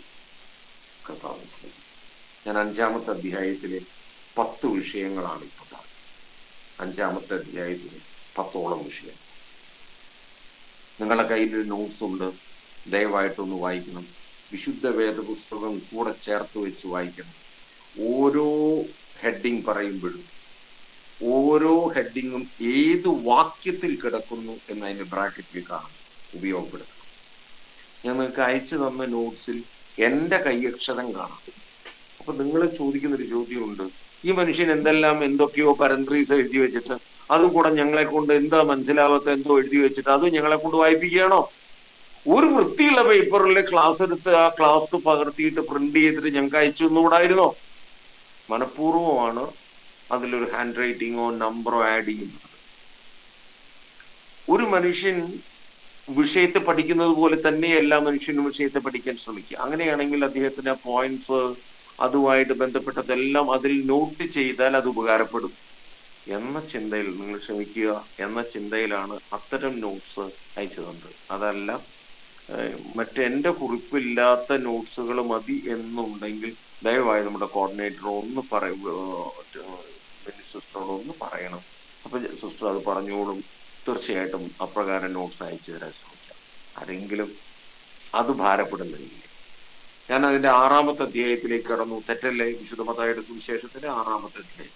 ഈ 6-ാമത്തെ അധ്യായത്തിൽ എത്ര വിഷയമുണ്ടെന്ന് ഞാൻ ആദ്യമേ പറഞ്ഞു. കർത്താവിന്റെ സ്തോത്രം. 6-ാമത്തെ വിഷയത്തിൽ നമുക്ക് 8 വിഷയമുണ്ട്. 8 വിഷയം, മിനിമം 7 എണ്ണം ഉറപ്പായിട്ട് കിട്ടും. ഒരു വിഷയം കുഞ്ഞു വിഷയമാണ്. കർത്താവിന്റെ സ്തോത്രം. നോട്ട്സിൽ അത്രയും കാണും. 6-ാമത്തെ അധ്യായത്തിലെ 1-ാമത്തെ പഠിപ്പിക്കല് ദാനധർമ്മത്തെ പറ്റി. ഇവിടെ ശ്രദ്ധിക്കേണ്ട ഒരു വാക്ക്, ദാനധർമ്മം ഏറ്റവും അവർക്കറിയാം. യഹൂദിന്റെ ദാനധർമ്മം അറിയാം, ശിഷ്യ സമൂഹത്തിന്റെ ദാനധർമ്മം അറിയാം. ദാനം അവരുടെ ജീവിതത്തിൽ പ്രധാന സംഭവമാണ്. പക്ഷെ എൻ്റെ കർത്താവ് പഠിപ്പിച്ചത് ദാനം കൊടുക്കേണ്ട രീതിയാണ്. എന്നിട്ട് പറയുകയാണ്, നിങ്ങളൊന്ന് നോക്കി, മനുഷ്യർ കാണേണ്ടത് വാക്യം 1, 6-ാമത്തെ അധ്യായം 1-ാമത്തെ വാക്യം, നിങ്ങളുടെ നീതി അവരുടെ മുൻപിൽ ചെയ്യാതിരിക്കാൻ സൂക്ഷിക്കുക. പ്രസംഗിക്കണമെന്ന് തോന്നുന്നതിൻ്റെ അത് പ്രസംഗിക്കാൻ ഉണ്ട് താനും. ഓരോ വാക്യവും എനിക്ക് തോന്നണ 25 വിഷയവും 25 പ്രസംഗമാണ്. കർത്താവിന്റെ സ്തോത്രം. മനുഷ്യർ കാണേണ്ടതിന് നിങ്ങളുടെ നീതിയെ, കേട്ടോ, ദാനധർമ്മം എന്ന് പറയുന്ന ഒരു വേടേ പറയാതെയാണ് പറയുന്നത് കേട്ടോ. നിങ്ങളുടെ നീതിയെ അവരുടെ മുമ്പിൽ ചെയ്യാതിരിക്കാൻ സൂക്ഷിക്കുവിൻ. എത്ര ആഴമാണ് ആ വാക്കുകൾക്ക് നോക്കൂ. എന്നിട്ട് അതിന്റെ രണ്ടാമത്തെ വാക്യത്തിന്റെ അവസാനത്തെ വാക്കിൽ എന്റെ കർത്താവ് ഒരു പ്രയോഗമുണ്ട്. അതാണ് അതിൽ ഏറ്റവും അടിവരയിടുന്നത് കേട്ടോ. അവർക്ക് പ്രതിഫലം കിട്ടിപ്പോയി. ആർക്ക്? എന്റെ കർത്താവ് പറയുന്നതല്ലാത്ത രീതിയിൽ ഈ വിഷയത്തെ അപ്രോച്ച് ചെയ്തവർക്ക് ഓൾറെഡി ഇപ്പൊ തന്നെ പ്രതിഫലം കിട്ടിപ്പോയി. ഈ കിട്ടുന്ന പ്രതിഫലം എന്താണെന്ന് മനസ്സിലായില്ലേ? എന്ത് പ്രതിഫലത്തെ കുറിച്ചാണ് ഈ പറയുന്നതെന്ന് മനസ്സിലായോ? കേട്ടോ, നമ്മള് ആ പ്രയോഗത്തെ കുറിച്ച് അത് ബൈബിളിൽ മാത്രമുള്ള ഒരു രീതിയാണെന്നതിനെ കുറിച്ച് ഞാൻ വായിച്ചിട്ടുണ്ട്. ഒരു നെഗറ്റീവ് സ്റ്റൈലാണ് ആ വേർഡ്സിന് പ്രത്യേകിച്ച്. അവർക്ക് കേട്ടോ, അവർക്ക് പ്രതിഫലം കിട്ടിപ്പോയി. അതൊരു പ്രത്യേക തരത്തിലുള്ള പ്രയോഗം. കിട്ടിയ പ്രതിഫലം നന്മയുടേതല്ല. കർത്താവ് ഈ 6-ാമത്തെ അധ്യായത്തില് എന്റെ കർത്താവ് പഠിപ്പിച്ച അടുത്ത വിഷയം പ്രാർത്ഥന. അവിടെയും കർത്താവ് പറയുന്ന ഇതേ, നിങ്ങൾ പ്രാർത്ഥിക്കുമ്പോൾ കപടഭക്തിക്കാരെ പോലെ ആകരുത്. വാക്യം 5, 6-ാമത്തെ അധ്യായം 5-ാമത്തെ വാക്യം. നിങ്ങൾ പ്രാർത്ഥിക്കുമ്പോൾ കപടഭക്തിക്കാരെ പോലെ ആകരുത്. അവർക്കത് മനസ്സിലായി. എന്നിട്ട് വീണ്ടും പറയുകയാണ് 5-ാമത്തെ അധ്യായത്തിന്റെ അവസാനത്തെ വരി, നമ്മൾ നേരത്തെ പറഞ്ഞ പോലെ അവർക്ക് പ്രതിഫലം കിട്ടിപ്പോയി. അവർക്ക് പ്രതിഫലം കിട്ടിപ്പോയി. കിട്ടിപ്പോകുന്ന പ്രതിഫലം ഓൾറെഡി അപ്പൊ തന്നെ പ്രതിഫലം കിട്ടിപ്പോയി. എത്ര പ്രാധാന്യമുള്ള ഒരു വിഷയത്തെയാണ് എന്റെ യേശു കർത്താവ് പറയുന്നത്. എന്റെ കർത്താവ് 16-ാമത്തെ വാക്യത്തിൽ, 6-ാമത്തെ അധ്യായം 16-ാമത്തെ വാക്യത്തിൽ ഉപവാസത്തെ കുറിച്ച് പറയും. ഉപവസിക്കണം. യഹൂദന് ഉപവാസം പ്രധാനം. ഉപവസിക്കുമ്പോൾ നിങ്ങൾ കപടഭക്തിക്കാരെ പോലെ വാടിയ മുഖം കാണിക്കാൻ കേട്ടോളണം. ഉപവാസത്തെ കുറിച്ച് പറയുമ്പോൾ ഉപവസിക്കുന്ന രീതിയാണ് ഇനി കർത്താവ് പറയാൻ പോകുന്നത്. അങ്ങനെ നിങ്ങളുടെ മുഖം വാടിയതായിട്ട് വന്നാൽ അത് മനുഷ്യർ കാണേണ്ടതിനെ മുഖം വിരൂപമാക്കും. കർത്താവ് പറയുക, അവർക്ക് പ്രതിഫലം കിട്ടിപ്പോയി. നിങ്ങൾക്ക് ഈ അവർക്ക് പ്രതിഫലം കിട്ടിപ്പോയി എന്ന് പറയുന്നിടത്തൊക്കെ ഒന്ന് വരയിട്ടെ. നിങ്ങൾ വേദപുസ്തകം വെച്ചാണ് പഠിക്കുന്നതെങ്കിൽ കർത്താവ്. വാക്യം 19, വിഷയം അടുത്തത് സ്വർഗത്തിലെ നിക്ഷേപം. നിക്ഷേപത്തെ കുറിച്ച് അവർക്ക് മനസ്സിലായി. ലോകത്തിലുള്ള നിക്ഷേപത്തെ കുറിച്ചിട്ട് കർത്താവ് പറഞ്ഞു, നിങ്ങളുടെ നിക്ഷേപം ലോകത്തിലല്ല. അത് പുഴുവും തുരുമ്പും നശിപ്പിച്ചു കളയും. കള്ളന്മാർ തുരന്ന് കട്ടോണ്ട് പോകും. നിങ്ങൾ ഈ ഭൂമിയിൽ നിക്ഷേപം ഒരുക്കരുത്. വാക്യം 19, 20, 21, 3 വാക്യത്തിന്റെ ഉള്ളിൽ. എന്നിട്ട് അതിന്റെ നമുക്കൊരു ബോധ്യം തരുന്നുണ്ട്. സ്വർഗത്തിൽ നിക്ഷേപം സ്വരൂപിച്ചു കൊള്ളുവീൻ. വാക്യം അടുത്തത് 22, 23. 2 വാക്യത്തിൽ ഒരു ചിന്ത കൂടി കർത്താവ് പഠിപ്പിക്കും. ശരീരത്തിന്റെ വിളക്ക് കണ്ണാണ്. ആ വിഷയത്തിന്റെ പേര് ശരീരത്തിന്റെ വിളക്ക് എന്നാണ്. ലൂക്കോസിന്റെ സുവിശേഷം 11-ാം അധ്യായത്തിൽ 34, 36 ആ വാക്യം ഉണ്ട്. കർത്താവിന് സ്തോത്രം. വിശുദ്ധ ലൂക്കോസ് ഈ മർക്കോസിന്റെ എക്സ്പ്ലനേഷൻ ചിലത് കൂട്ടിയും നമുക്ക് അവിടെ കാണാം. കർത്താവിന് സ്തോത്രം. 24-ാമത്തെ വാക്യം ഒരൊറ്റ വാക്യം. അതിൽ എന്റെ കർത്താവ് പറയുന്നത് ദൈവവും സമ്പത്തും. സുപരിചിതമായ നമുക്ക് മനസ്സിലാകാവുന്ന ഒരു സബ്ജക്റ്റ്. 2 യജമാനന്മാരെ സേവിക്കാൻ ഒരാൾക്കും കഴിയില്ല. അങ്ങനെ 2 യജമാനന്മാരെ സേവിക്കുന്ന ഒരു അനുഭവമുള്ള സമൂഹത്തോടാണ് പറയുന്നത് കേട്ടോ. ഇന്നും അന്നും എന്റെ കർത്താവ് പറഞ്ഞ 25 സബ്ജക്റ്റും ഇന്നും അതിന്റെ റെലവൻസ് ഉണ്ട്. ഇന്നും അതിന്റെ പ്രസക്തി ഉണ്ട്.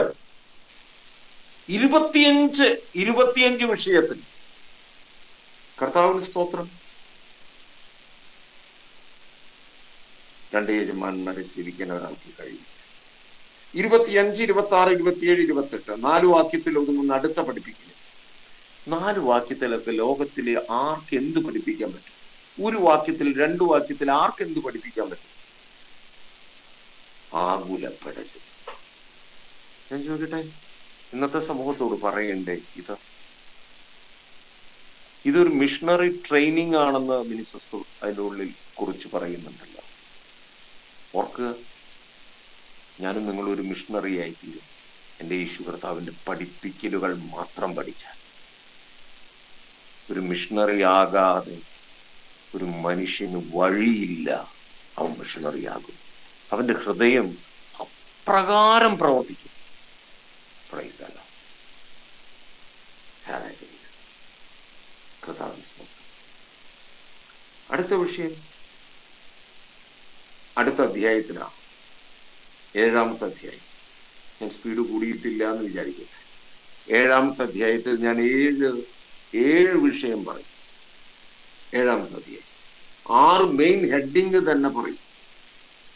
1, യാചിക്കുക, അന്വേഷിക്കുക, മുട്ടുക. നമ്മൾ അങ്ങനെയുള്ള പ്രസംഗങ്ങൾ ഇഷ്ടം പോലെ കേട്ടിട്ടുണ്ട്. യാചിപ്പീൻ, അന്വേഷിപ്പീൻ, മുട്ടുവീൻ. ഇതിനൊക്കെ യാചിച്ചാൽ മറുപടിയുണ്ട്. എന്തു മറുപടി? പുസ്തകം വിശദീകരിച്ചു. അന്വേഷിക്കുന്നതിന് മറുപടി, മുട്ടുന്നതിന് മറുപടി. നമ്മളിതൊക്കെ ചോദിക്കും, ഇതെല്ലാം സാർ ഒന്നല്ലേ? ഈ യാചിക്കുക എന്ന് പറയുന്ന വാക്കിനെ കുറിച്ച് ഞാൻ ഒരു വാക്ക് പറഞ്ഞിട്ട് അത് പറയാതെ കിടക്കാൻ വയ്യ. ഇംഗ്ലീഷ് ബൈബിളിൽ യാചിക്കുക എന്ന് പറയുന്ന വേർഡിന്റെ മുകളിൽ ആസ്ക് എന്നാണ്, ചോദിക്കുക എന്നാണ്. നമ്മൾ ചോദിക്കും യാചിക്കുക എന്ന് പറഞ്ഞാൽ സാർ അത് ബഗ്ഗിയാണ്. ശരിക്കും ഇങ്ങനെ എന്താ പറയുക, ഭിക്ഷയ്ക്കായിട്ട് ചോദിക്കുകയാണ്. അവകാശമില്ലാത്തത്, അനർഹമായത് ചോദിക്കുകയാണ് ഒരു പരിധി വരെ. എന്റെ കയ്യിലുള്ളതല്ല. അങ്ങനെ അന്യനെ പോലെ യാചിക്കുന്ന ഒരുത്തനായിട്ട് നമ്മുടെ കർത്താവ് വിടുന്നില്ല. നമ്മുടെ മക്കളാണ്. മക്കൾ അപ്പനോട് ചോദിക്കുന്നത് യാചിക്കലല്ല കേട്ടോ. അത് ഇംഗ്ലീഷ് ബൈബിളിലെ അത് ഫോളോ ചെയ്യുന്നത് നന്നായിട്ട് എനിക്ക് തോന്നുന്നു. തെറ്റ് ബൈബിളിൽ ചൂണ്ടിക്കാണിക്കാൻ ഞാൻ ആരുമല്ല. തെറ്റ് ചൂണ്ടിക്കാണിച്ചതല്ല, ഒരു പ്രയോഗം ചൂണ്ടിക്കാണിച്ചതാണ്.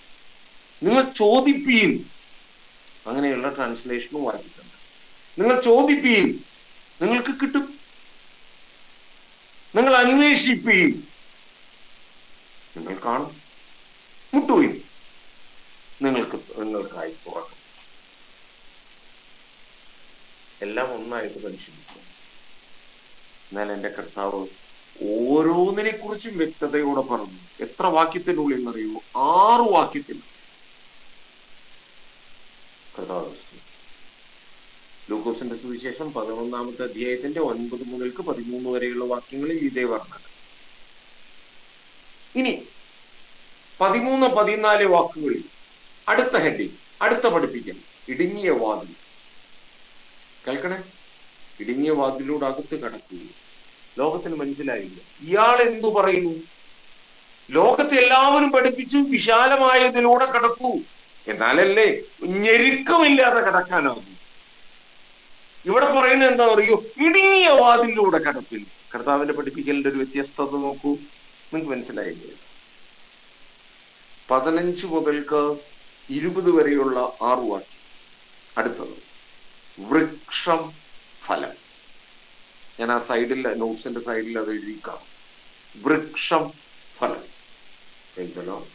Hallelujah, hallelujah. ഞാൻ ആ സൈഡിൽ എഴുതിയിട്ടുണ്ട്. ഞാൻ ഒന്ന് നോക്കിയത് അതിൻ്റെ ഉള്ളിൽ കൂടെ എഴുതാം. അവിടുത്തെ ഹെഡിങ് സത്യപ്രവാചകന്മാരും വ്യാജ പ്രവാചകന്മാരും എന്നാണ് കൊടുത്തിരിക്കുന്നത്. അതാണ് അതിൻ്റെ ഉള്ളിലത്തെ വിഷയം. കർത്താവിന് സ്തോത്രം. ഹല്ലേലൂയ. സത്യപ്രവാചകന്മാരും വ്യാജ പ്രവാചകന്മാരും കേട്ടോ. അടുത്ത ചിന്തയിലേക്ക് ഒന്ന് കടന്നു നോക്കൂ. ഞാൻ നിങ്ങളെ അറിയുന്നില്ല. ആരോട് കർത്താവ് പറഞ്ഞു? നമുക്ക് മനസ്സിലാവാത്ത വിഷയം. കർത്താവേ കർത്താവേ എന്ന് പറയുന്നവൻ ഏവനുമല്ല. എന്നെ കർത്താവേ കർത്താവേ കർത്താവേ എന്ന് പറഞ്ഞ് പുറകോട്ട് നടക്കുന്നവനെ കുറിച്ചല്ല കർത്താവ് പറയുന്നത്. അവൻ ഏവനുമല്ല. എന്റെ പിതാവിന്റെ ഇഷ്ടം ചെയ്യുന്നവനാണ് കർത്താവിന്റെ രാജ്യത്തിൽ കിടക്കുന്നത്. കർത്താവേ കർത്താവേ നിന്റെ നാമത്തിൽ ഞങ്ങൾ പലതും ചെയ്തു.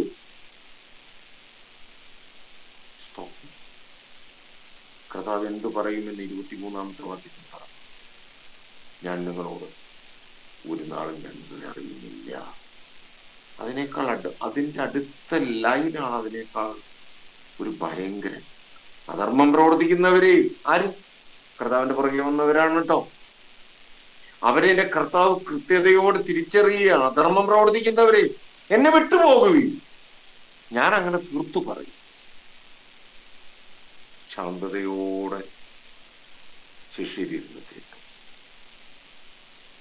7-ാമത്തെ അധ്യായത്തിന് അവസാനത്തെ പഠിപ്പിക്കേണ്ട വാക്ക് ഉറപ്പുള്ള അടിസ്ഥാനം. അഥവാ നോട്ട്സിൽ ഞാൻ ആ വാക്ക് പഠിക്കാൻ എളുപ്പത്തിന് കൊടുത്തിട്ടുണ്ട്. പാറമേൽ പണിയുന്നത്. അടിസ്ഥാനത്തെ കുറിച്ചാണ്. എന്റെ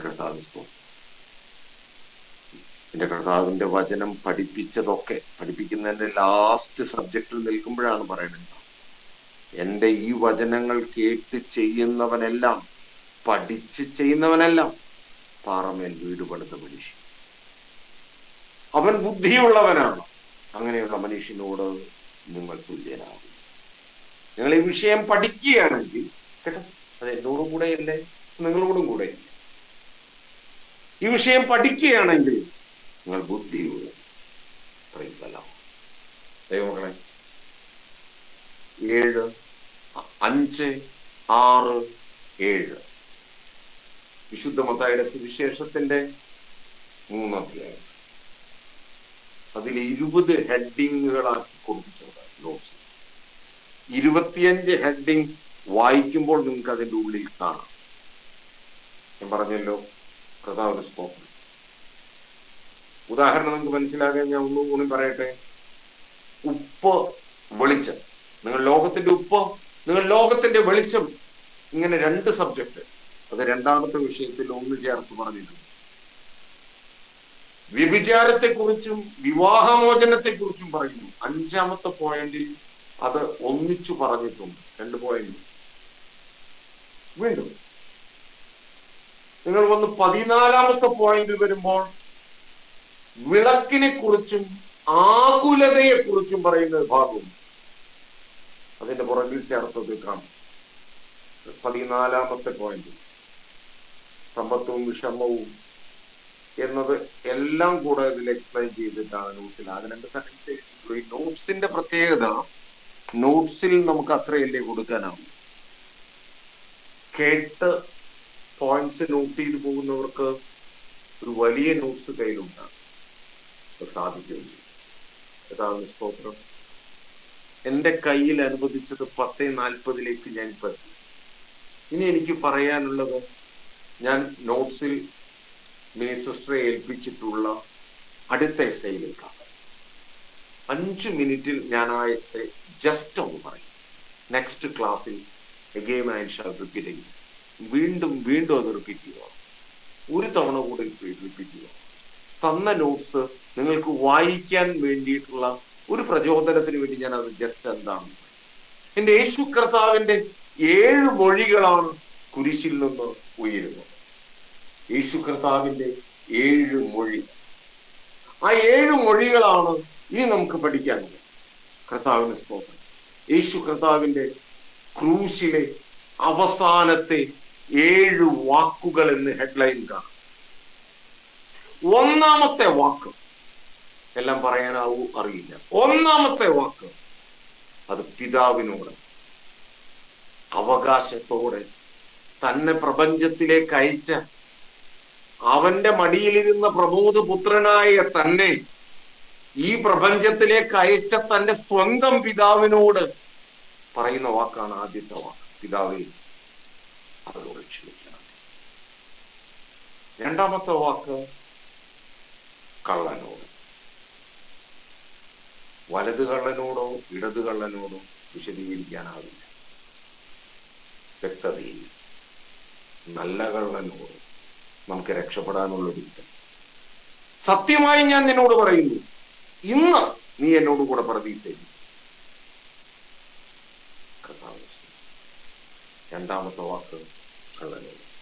3-ാമത്തെ വാക്ക് തന്റെ അമ്മയോട്, ഒപ്പം താൻ സ്നേഹിച്ച, തന്നെ സ്നേഹിച്ച ശിഷ്യനായ യോഹന്നാൻ. സ്ത്രീയെ, ഇതാ നിന്റെ മകൻ. തിരിച്ച്, ഇതാ നിന്റെ അമ്മ. എന്റെ കർത്താവിന്റെ ക്രൂശിന് 3-ാമത്തെ ശബ്ദം, ക്രൂശിന്റെ 4-ാമത്തെ ശബ്ദം, അതായത് നടുവിലത്തെ ശബ്ദം. 3 ഫ്രണ്ടിൽ 3 പുറകിൽ വെച്ചാൽ നടുവിലത്തേത്. 7 എണ്ണത്തിന്റെ നടുവിലത്തേത് നാലാമത്തത്. ഏറ്റവും ദയനീയമായ ശബ്ദം. എന്റെ ദൈവമേ, എന്റെ ദൈവമേ, നീ എന്നെ കൈവിട്ടത് എന്താ? കൈവിട്ടു. പിതാവേ എന്ന് ഒന്നാമതിൽ വിളിച്ചവൻ മധ്യത്തിൽ വന്നു നിലവിളിക്കുന്ന നിലവിളിക്കൊരു മനുഷ്യ സ്വരമുണ്ട്. പൂർണ്ണ മനുഷ്യനായ യേശു കർത്താവ്. അതുകൊണ്ട് പറയാനും പഠിപ്പിക്കാനൊക്കെ ഒത്തിരി ഉണ്ട് അതിൻ്റെ ഉള്ളിൽ. അറിഞ്ഞിട്ടാണ് ഒരിത്തിരി അങ്ങോട്ട് കടന്നു പോകുന്നത്. എന്റെ ദൈവമേ, എന്റെ ദൈവമേ, നീ എന്നെ കൈവിട്ടത്. അഞ്ചാമത്തെ സ്ഥലം എനിക്ക് എന്റെ യേശു കർത്താവിന് ആദ്യം ഒരു കോലിൽ കുത്തിയ പാത്രം യേശുവിന്റെ വായോട് അടുപ്പിച്ചു. യേശു അത് നിഷേധിച്ചു. അത് എന്ത് എന്നൊക്കെ അടുത്ത ക്ലാസ്സിൽ നമുക്ക് ഉണ്ടായിരുന്നു. എന്തുകൊണ്ട് യേശു നിഷേധിച്ചു? എന്നിട്ട് ഇപ്പോ ഒരു സാധാരണ മനുഷ്യനെ പോലെ പറയാൻ എനിക്ക് ദാഹിക്കുന്നു. അതെന്തുകൊണ്ട് അവൻ പറഞ്ഞു? അത് നമുക്ക് വിചാരിക്കാം. ആറാമത്തെ സ്വരം പൂർത്തിയായി. It is finished. ഗ്രീക്ക് ടെറ്റലസ്റ്റായി എന്ന് പറയുന്ന ഒരു വേർഡാണ് പൂർത്തിയായി. ഏഴാമത്തെ വാക്ക് പിതാവേ. കേട്ടോ, വീണ്ടും പിതാവിനെ വിളിച്ചു. ഒന്നാമത് പിതാവിനെ വിളിച്ചു, ഏഴാമത് പിതാവിനെ വിളിച്ചു. മധ്യത്തിൽ മനുഷ്യനായി ദൈവമേ എന്ന് വിളിച്ചു. 22-ാം സങ്കീർത്തനത്തിന്റെ ആദ്യത്തെ വരിയിൽ എന്റെ യേശു കർത്താവ് ജനിക്കുന്നേക്കാൾ എത്രയോ മുമ്പ് വേദപുസ്തകത്തിൽ ആ സ്വരം രേഖപ്പെടുത്തി. ദയനീയതയുടെ സ്വരം. പിതാവേ, നിന്റെ കൈകളിൽ എന്റെ ആത്മാവിനെ ഏൽപ്പിക്കുന്നു. എന്റെ കർത്താവിനെ ഏഴാമത്തെ വാക്ക്. ദൈവങ്ങളെ, എനിക്ക് തന്ന സമയം കറക്റ്റ് തോന്നുന്നു 10:45.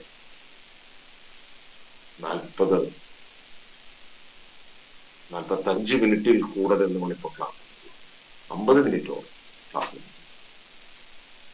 നിങ്ങളുടെ സംശയം എന്ത് എന്ന് ചോദിക്കുന്നില്ല. സംശയം വരുന്ന ഒരു സബ്ജക്റ്റ് അല്ല ബൈബിൾ. ഞാൻ അങ്ങനെ പറയും. കാരണം ഇത് പഠിപ്പിക്കുന്നവൻ മനുഷ്യനല്ല, പഠിപ്പിക്കുന്നവൻ ആത്മാവാണ്. ആത്മശക്തിയാലാണ് പഠിക്കുന്നത്. എഴുതപ്പെട്ടതും ആത്മാവിലാണ്, പഠിക്കുന്നതും ആത്മാവിലാണ്. പിന്നെ എന്ത് സംശയം? ലോകപ്രകാരമുള്ള ഇംഗ്ലീഷ് സബ്ജക്ട് നിങ്ങളെ പഠിപ്പിക്കുമ്പോൾ, നമ്മളെ പഠിപ്പിക്കുമ്പോൾ, നമ്മൾ അന്യോന്യം പഠിക്കുമ്പോൾ നമുക്ക് ഡൗട്ട്സ് ഉണ്ട്. അവിടുത്തെ ഒരു പോയറ്റിനെ കുറിച്ച് പറയുമ്പോൾ, അവിടുത്തെ ഒരു റൈറ്ററെ കുറിച്ച് പറയുമ്പോൾ നമുക്ക് ഡൗട്ട്സ് ഉണ്ട്. ബട്ട് ബൈബിളിൽ ആ ഡൗട്ട്സിന് അർത്ഥമില്ല. അതുകൊണ്ടാണ് ഞാൻ മനഃപൂർവ്വം നിങ്ങളെ വിളിച്ചുണർത്ത് ഒന്നും ചെയ്യേണ്ട.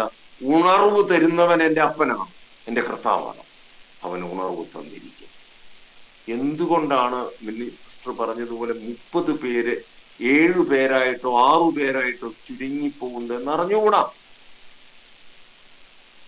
അത് കർത്തൃ പദ്ധതിയിലാണ്. എൻ്റെ വാക്കുകൾ കേട്ട ധ്യാന ചിന്തകളാൽ, പഠന ചിന്തകളാൽ സ്വർഗത്തിലെ വലിയ ദൈവം നമ്മെ നിറപടിയായി അനുഗ്രഹിക്കട്ടെ. താങ്ക് യു മാഷേ, താങ്ക് യു.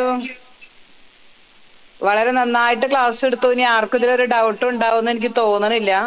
അത്രയും ക്ലിയർ ആയിട്ട് ക്ലാസ് എടുത്തിട്ടുണ്ട്. കൂടാതെ നമ്മുടെ കയ്യിൽ നോട്ട്സ് ഉണ്ട്. നോട്ട്സ് എല്ലാവർക്കും ഞാൻ കൊടുത്തിട്ടുണ്ട്. ഇനി ആർക്കെങ്കിലും കിട്ടിയിട്ടില്ലെങ്കിൽ എന്നോട് ചോദിക്കാം. നല്ല ക്ലാസ് ആയിരുന്നു. എല്ലാവർക്കും നന്നായിട്ട് മനസ്സിലായിട്ടുണ്ട്. ഷാജി ബ്രദർ കയറിയിട്ടുണ്ടെന്ന് തോന്നുന്നു. ഷാജി ബ്രദറെ, ഞാൻ കയറിയിട്ടുണ്ട്. എപ്പോഴും കയറാൻ പറ്റുള്ളൂ. എനിക്ക് ഞാൻ ഗ്രാമത്തിൽ പറ്റുള്ളൂ. ഷാജി ബ്രദർ പ്രാർത്ഥിച്ച് അവസാനിപ്പിക്കാം. ബ്രദർക്ക് എന്തെങ്കിലും പറയാണ്ടെങ്കിൽ പറഞ്ഞിട്ട് പ്രാർത്ഥിച്ച് അവസാനിപ്പിക്കാം. ദൈവനാമത്തിന്റെ മഹത്വം ഉണ്ടാകട്ടെ. നമുക്ക് ഈ ഞായറാഴ്ചയിലും ക്ലാസ്സിൽ പന്തക്കൊണ്ട് നമ്മെ സഹായിച്ചോർത്ത് ദൈവത്തെ മഹത്വപ്പെടുത്തുകയാണ്. പ്രധാന കാര്യം പറയാനുള്ളത്, നമ്മുടെ സ്റ്റുഡൻസ് വളരെ കുറവാണ്. അത് വളരെയധികം ഖേദകരമാണ്. അതിനെക്കുറിച്ച് എല്ലാവരും ഒന്ന് പ്രാർത്ഥിക്കണം. നമുക്ക് ലഭിക്കുന്ന ക്ലാസ് വളരെ വിലപ്പെട്ടതാണ്. മാഷെ പ്രൈസ് ലോർഡ്. കേൾക്കുന്നു മാഷെ? മാഷെ പ്രൈസ് ലോർഡ്. ഓക്കെ. എല്ലാവരും പഠിപ്പിക്കുന്ന എല്ലാവരും തന്നെ അവര് ക്ലാസ് എല്ലാം പ്രിപ്പയർ ചെയ്ത് വരുമ്പോൾ പഠിപ്പിക്കുന്ന ആൾക്കാർ പറയുമ്പോൾ ഓട്ടോമാറ്റിക്കലി അവർ പറഞ്ഞില്ലെങ്കിലും അവർക്ക് മാനസിക പ്രയാസം ഉണ്ടായിരിക്കാം. എങ്കിലും ഞാൻ എന്തായാലും ചൊവ്വാഴ്ച എത്തും. ചൊവ്വാഴ്ച എത്തി ഞാൻ എല്ലാവരും വിളിക്കാൻ ഉദ്ദേശിക്കുന്നുണ്ട്. ബുധനാഴ്ച വ്യാഴാഴ്ച ക്ലാസ് മുമ്പ് തന്നെ ഞാൻ എല്ലാവരും വിളിച്ച് ഒന്നുകൂടി എൻകറേജ് ചെയ്യാൻ ആഗ്രഹിക്കുന്നുണ്ട്. നമ്മുടെ ക്ലാസ് ചുരുക്കി പോകരുത്. നല്ലൊരു ബൈബിൾ ക്ലാസിന്റെ രീതി തന്നെ മുന്നോട്ട് പോകണം എന്ന് ഞാൻ നിങ്ങൾ റിക്വസ്റ്റ് ചെയ്യാണ്. എല്ലാം പ്രത്യേകം പ്രാർത്ഥിക്കണമേ. ഞാൻ പ്രാർത്ഥിക്കട്ടെ സിസ്റ്റർ? പ്രാർത്ഥിച്ച് അവസാനിപ്പിക്കാം ബ്രദറെ. ഓക്കെ, ഞാനിപ്പോ ഇവിടെ യാത്ര പുറപ്പെടുകയാണ്. ഞങ്ങളിപ്പോ ഗ്രാമത്തിൽ എത്തിയുള്ളൂ. എനിക്ക് ട്രെയിൻ 2:30 മണിക്കാണ്. ഇവിടുന്ന് ഒരു 3 മണിക്കൂർ എനിക്ക് കാറിൽ യാത്ര ചെയ്ത് വേണം എനിക്ക് ഈ കണ്ടമാൽ കുത്രമുകുടോ എന്ന ഗ്രാമത്തിൽ നിന്ന് എനിക്ക് കാറിൽ 3 മണിക്കൂർ മുനികുട എന്ന സ്ഥലത്തേക്ക് എനിക്ക് യാത്ര ചെയ്യണം. എങ്കിൽ മാത്രമേ എനിക്ക് ട്രെയിനിലേക്ക് എത്താൻ പറ്റത്തുള്ളൂ. ട്രെയിൻ 1 മണിക്കൂർ ലേറ്റ് ആണെന്ന് മെസ്സേജ് വരുന്നു. ടിക്കറ്റ് കൺഫേം ആണ്. നിങ്ങൾ എന്റെ യാത്രയിൽ പ്രത്യേകം പ്രാർത്ഥിക്കണമേ. നമുക്ക് പ്രാർത്ഥിക്കാം. ഞങ്ങളെ കരുതുന്ന കർത്താവെ, നല്ല രാത്രിക്കായി സ്തോത്രം. കർത്താവെ, ഞങ്ങൾക്ക് ക്ലാസ് കർത്താവെ 5-ാം ഞായറാഴ്ചയ്ക്ക് 5-ാമത്തെ ക്ലാസ്സിലേക്ക് പണി സഹായിച്ചു കർത്താവെ. ദൈവമേ, പഠിപ്പിക്കുന്ന മാഷ പ്രത്യേകം പ്രാർത്ഥിക്കുന്നു. ദൈവമേ, ധനമാന്റെ അധ്വാനത്തെ മാനിക്കണേ കർത്താവെ. ദൈവമേ, അറ്റൻഡ് ചെയ്ത എല്ലാ മക്കളെ ഓർക്കുന്നു. പ്രത്യേക ലീഡ് ചെയ്യുന്ന സിസ്റ്റർ മിനി ഓർക്കുന്നു കർത്താവെ. മറ്റ് കയറാൻ സാധിക്കുന്നത് മറ്റെല്ലാ സഹോദരന്മാരും ഓർക്കുന്നു കർത്താവെ. അവർക്കും അടുത്ത വ്യാഴാഴ്ച ക്ലാസ്സിൽ കർത്താവെ അറ്റൻഡ് ചെയ്യാൻ തക്കണം ഈ മുഖാന്തരം പ്രത്യേകം പ്രാർത്ഥിക്കുന്നു. ആരും ക്ലാസ് അലക്ഷ്യമാക്കാതിരിക്കാൻ തക്കണം സഹായിക്കുന്ന കർത്താവെ. ഞങ്ങളുടെ ജീവിതത്തില് ഈ ഒരു ക്ലാസ് കർത്തവേലയ്ക്ക് ഒരു മുതൽക്കൂട്ടായി തീരുവാൻ ശുശ്രൂഷയ്ക്ക് കർത്താവെ ഇനിയും മുമ്പോട്ട് പോകുവാൻ നീ സഹായിക്കണം പ്രത്യേകം പ്രാർത്ഥിക്കുന്നു. ദൈവമേ, ഈ അടുത്ത ആഴ്ച യാത്രയാവുന്ന രാജൻ പാസ്റ്റർ പ്രത്യേകം പ്രാർത്ഥിക്കുന്നു കർത്താവെ. യാത്രയിലും സാന്നിധ്യം കൂടെ പ്രത്യേകം പ്രാർത്ഥിക്കുന്നു. അവിടെ ചെന്നിട്ടും ക്ലാസ്സിൽ കയറുവാനുള്ള കൃപ നീ കൊടുക്കണം പ്രത്യേകം പ്രാർത്ഥിക്കുന്നു. വരാൻ പോകുന്ന ഹോളിന്റെ 23-ാം വാർഷികം വിജയിച്ച് പ്രാർത്ഥിക്കുന്നു. അതുപോലെ കർത്താവ് ജൂൺ 14-ാം തീയതിയിലെ വനിതാ വിങ്ങിന്റെ 9-ാം വാർഷികം വിജയിച്ച് പ്രാർത്ഥിക്കുന്നു. കർത്താവെ, ഞങ്ങള് വടക്കേന്ത്യയിൽ കർത്താവെ കൊടുക്കുന്ന ഓർഡിനേഷൻ ശുശ്രൂഷ കർത്താവെ, അതുപോലെ വടക്കേന്ത്യയിലും അതുപോലെ ഒറീസയിലും കൊടൈക്കനാലും കർത്താക്രമീകരിക്കുന്ന മിഷൻ സ്റ്റേഷൻ പ്രവർത്തനങ്ങളൊക്കെയും അനുഗ്രഹമാക്കണം പ്രത്യേകം പ്രാർത്ഥിക്കുന്നു. അവിടെ യാത്രയും സാറിനും കൂടെ ആയിരിക്കണം പ്രത്യേകം പ്രാർത്ഥിക്കുന്നു. അങ്ങ് മുമ്പടെയും പിമ്പടെ ആയിരിക്കണം പ്രത്യേകം പ്രാർത്ഥിക്കുന്നു. മറ്റെല്ലാ സഹകാരികളെയും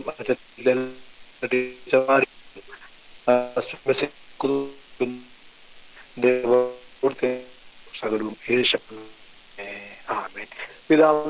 സ്നേഹവും മേഘജാതനയും പരിശുദ്ധ കൂട്ടായ്മയും നാം പ്രാർത്ഥിച്ച എല്ലാ വിഷയത്തിലും എടുത്ത ക്ലാസ്സിന് മേലും പഠിപ്പിച്ച ടീച്ചർമാരുടെ മേലും എന്റെ മക്കളുടെ മേലും ഇവരെന്നേക്കും ഉണ്ടായിരിക്കുമാറട്ടെ. നമുക്ക് ചെയ്യാൻ തരുന്ന യേശുവിന്റെ നാമത്തില് ഹല്ലേലൂയ, ഹല്ലേലൂയ, ഹല്ലേലൂയ.